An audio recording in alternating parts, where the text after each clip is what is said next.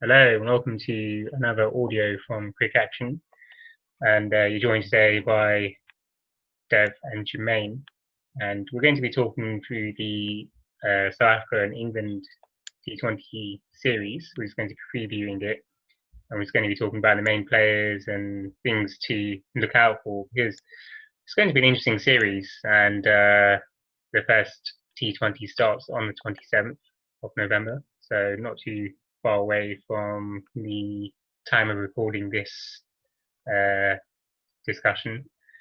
So yeah, let's get straight into it. So hi Jermaine, how are you? It's all good, Dev. And how are you doing? Yeah, good, thanks. Just looking forward to this series because this is one of the first times that I can remember an England team looking so strong in comparison to a South Africa team. So I think if you're an England fan, this should be a series to very, very much look forward to because thinking back to say 2003 and even kind of the mid 2000s, you look at South Africa's team and you think of players like Hallis and Graham Smith and Herschel Gibbs and all these very, very kind of legendary type players. But going through this squad, you don't really get that same level of kind of aura with the South Africa team. So good series to look forward to for an England perspective. What about you? What are your initial thoughts? Yeah, I agree.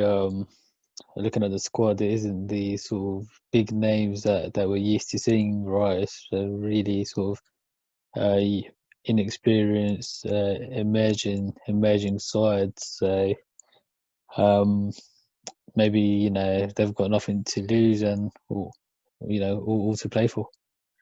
Yeah, and I think there's probably an element of because it's 2020, maybe we shouldn't be too kind of maybe maybe we should give them a little bit of credit as South Africans because you never know. Some of these players, they've obviously made their name into the squad, and they're probably players that have done well in the regional circuit.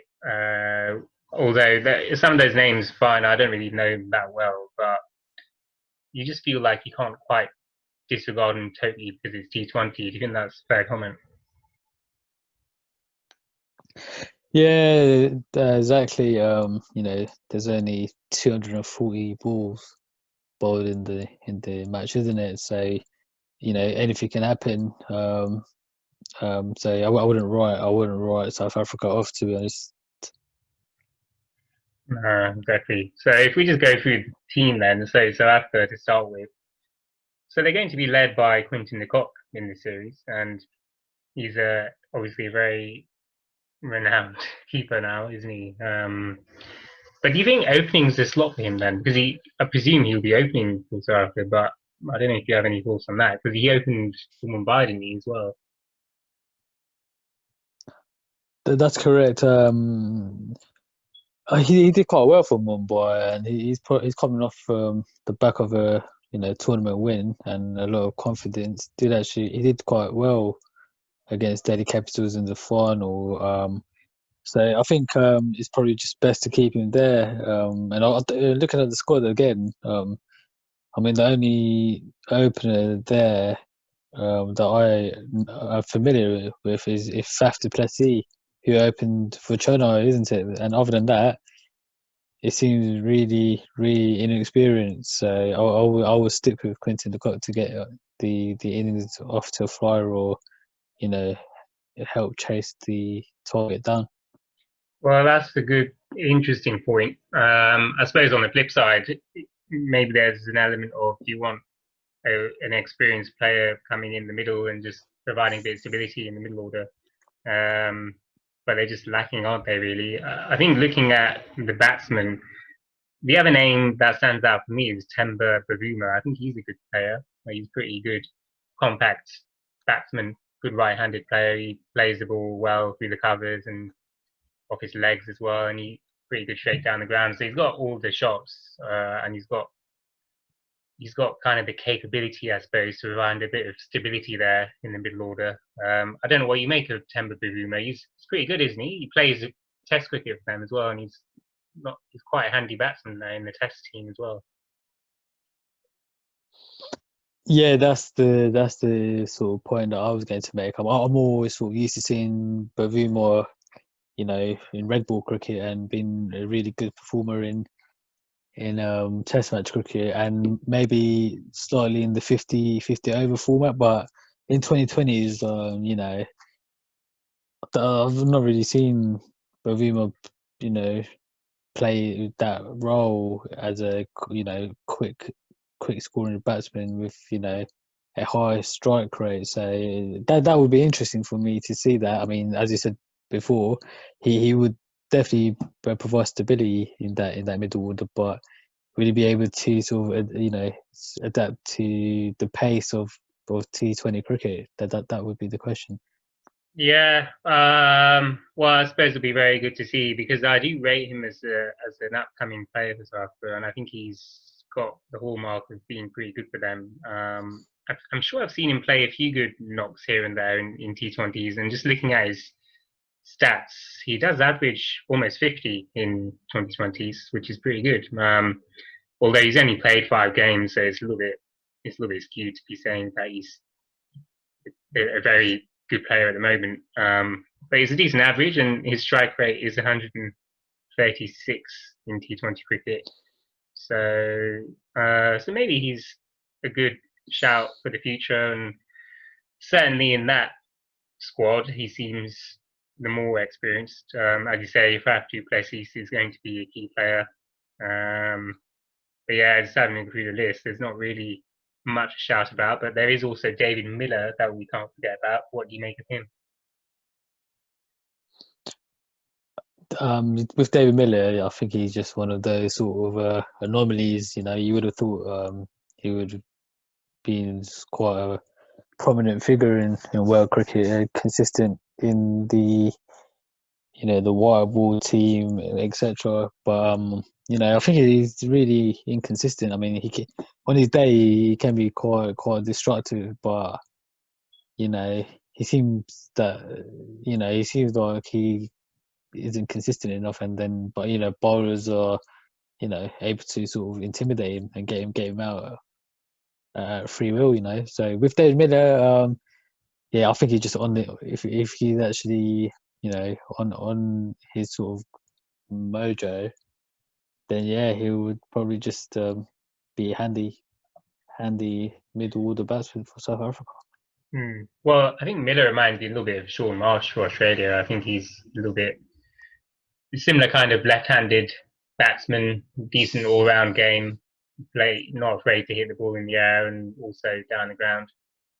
Very, very similar, and also pretty similar in terms of being in and out of the team, I suppose, isn't he? And I do think Miller's quite a good player for them as well.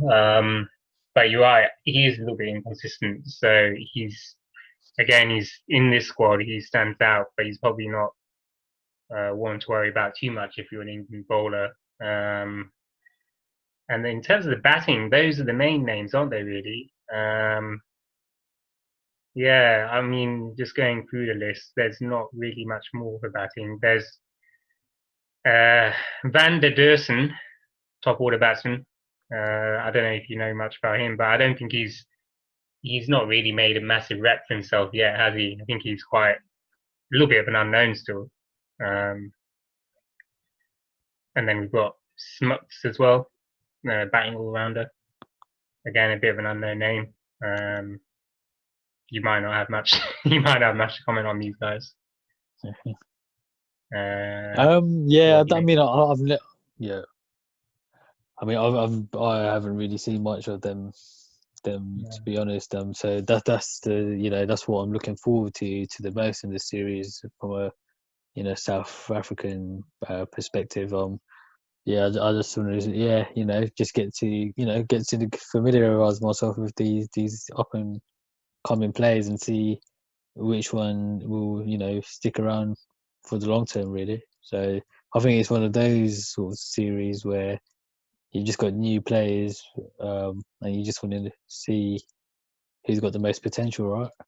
Yeah, and I think the other thing to think about here is if you're looking at the South Africa squad a little bit more in detail, you can see that the bowling doesn't seem too bad, and there are some all-rounders there that have a little bit of reputation because Dwayne Pretorius, he's in the squad, and he's not a bad all-rounder, is he, Dwayne Pretorius?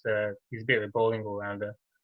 I've seen him here and there. I don't know all that much about him, but I'm pretty sure he's pretty handy. I've seen bits about of him.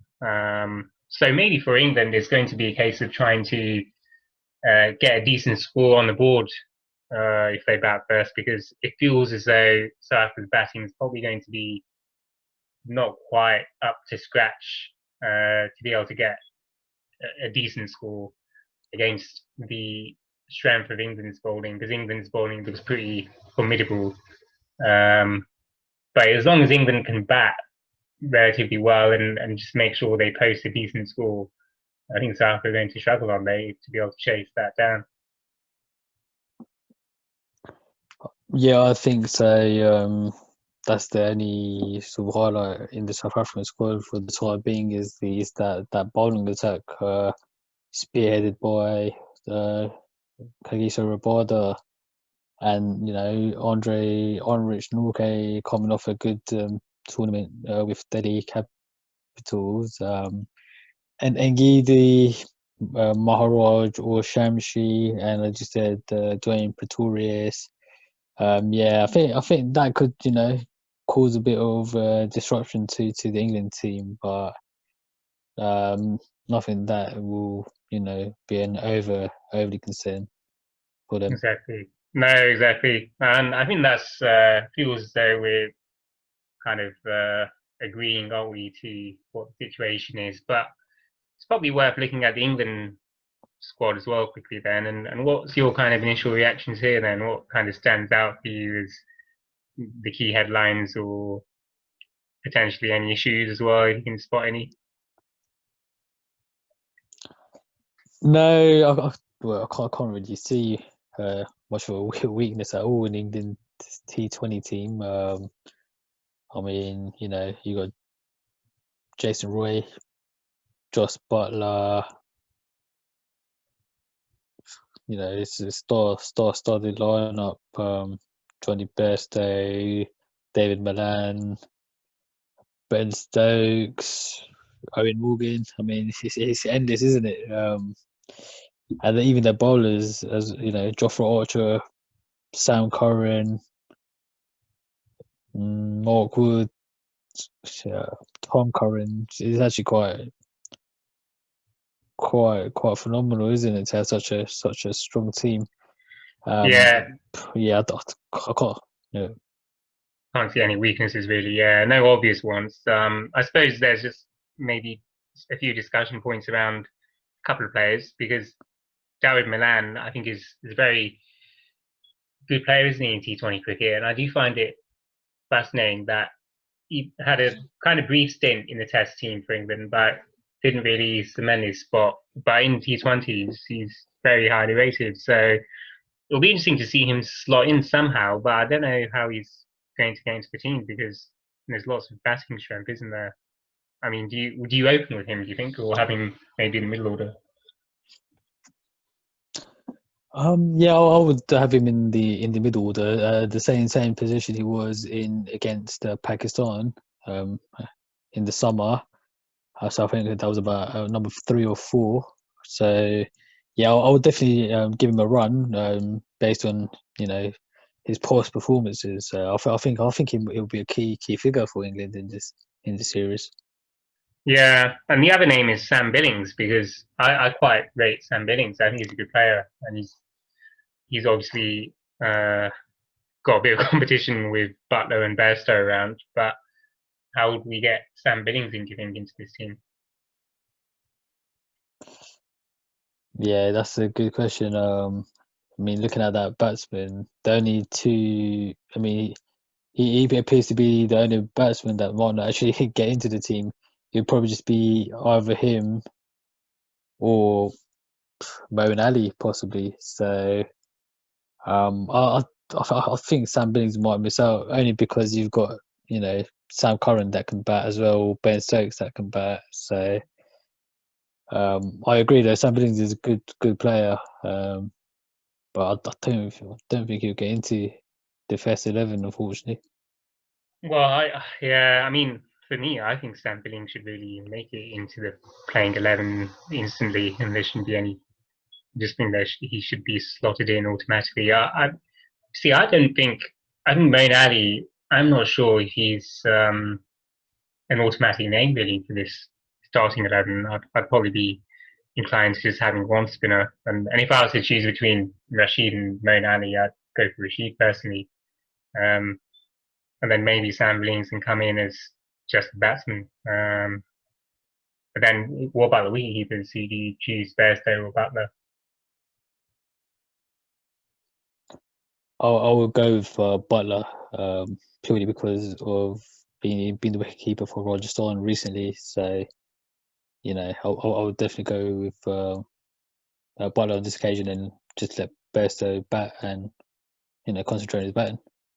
Yeah, and I suppose Bairstow didn't have, as obviously he was key for his team, Sunrise to Hyderabad in the IPL, but there were moments where Sahar took his spot at the top of the order. So maybe Bairstow needs to focus on his batting and, as you say, just get a bit of form and a little bit more consistency in his cricket. But yeah, I mean, sport for choice overall there with batting, and those are the key headline messages. I suppose from the bowling perspective, Reece Topley, that's the name that stands out. What do you make of him? Yeah, in past performances, he's actually been quite good. Very economical and picks up the wicket here and there. Yeah, I do rate Reece Topley. I think he's a good bowler, but looking at the other seamers and pace bowlers, I don't think he'll get into that team personally. Yeah, I How think about yourself? exactly. I think he's going to struggle to get into the team, and I think his name just stands out as it just goes to show when you have him amongst people like Jofra Archer and Mark Wood, it just feels a bit of an anomaly having someone like Reece Topley there next to him. Because not that he's a bad bowler, but it just goes to show the quality there. I think this is going to be the underlying message from the series. I think it's going to be a case of England's bowling being incredibly forceful and probably very capable of, as we know, very capable of getting the certain batsman out, and it will be a case of just for England getting as many runs as they can and just living up to their potential with the bat. And I think South will have no chance at all really to hunt down England's score. What do you think? Yeah, I can't see. I mean, I could just see England getting it above 100 and probably 80 plus in each match. I mean, they'll probably let Jason Roy loose. He hasn't played cricket for a while, so he's probably itching to go slog a few boundaries here and there. Joss Butler, yeah, I can just see a run fest on England's side. Well, what about yourself?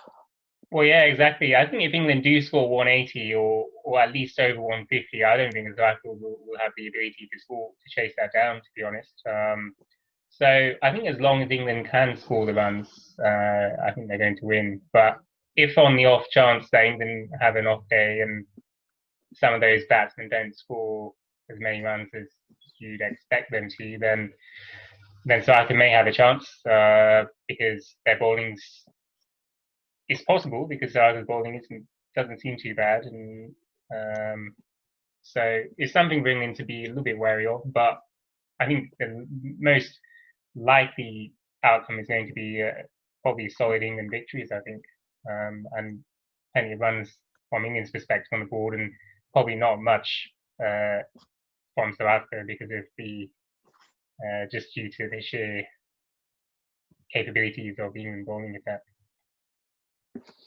Oh yeah, I mean, do you have any key battles in mind? Out of the squads? Well, I think It's a good question. I think for me, it's going to be interesting to see people like Rabada bowling to the England top order as a whole. So I think Rabada to Jason Roy at top of the order will be good to see. Um, and just also Rabada to someone like Josh Butler as well. That could be quite an exciting matchup as well. Um, and yeah, I think in terms of England's bowling, it'd be good to see Archer bowling to some of South's top order, like Quinton de Kock, for instance. I think that would be a very exciting matchup to see. What about you? Yeah, likewise. I'm looking forward to seeing Rabada and Norke, bowl against England top order, and also how the experience of Quinton de Kock, Faf du Plessis, and Bavuma, face up to England's bowling attack. So I think those are the key battles, in my opinion.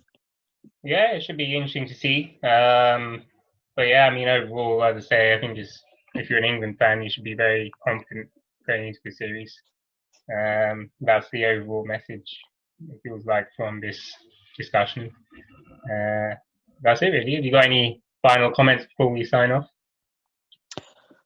No, just looking forward to the series, and that's all.